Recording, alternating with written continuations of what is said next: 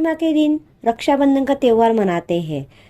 लेकिन क्या आप जानते हैं कि आखिर क्यों इस कारण के रक्षाबंधन मनाया जाता है और इसी दिन क्या महत्व है? जानिए मेरे साथ।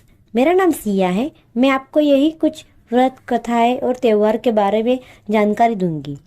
आप मेरी जानकारी आपको अच्छी लगती हो तो मेरे चैनल को लाइक करो, सब्सक्राइब करो और शेयर करो। और विश्वास से सजा रक्षाबंधन कुछ दिनों में ही आने वाला है। इस त्यौहार के आने से पहले ही इसकी खुशी हर भाई बहन के चेहरे पे साफ नजर आती है।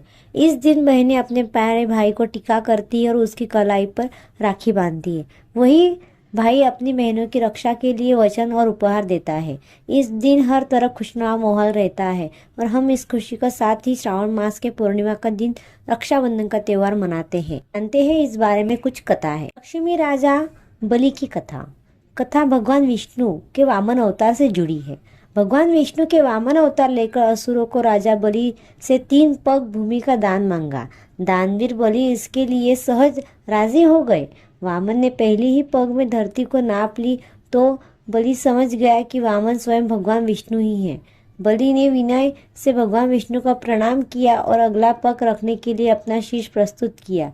विष्णु भगवान ने बलि पर प्रसन्न हुए। वरदान मांगने के लिए असुर राज का बलि ने वरदान उनसे अपने द्वार पर खड़े हो रहने का वर मांग लिया। इस प्रकार भगवान विष्णु अपने वही वरदान में फंस गए। तब माता लक्ष्मी ने नारद मुनि की सलाह पर असुर राजा बलि को राखी बांधी और उपहार में भगवान विष्णु को मांग लिया। द्रौपदी। महाभारत में द्रौपदी और श्री कृष्ण की एक कथा है।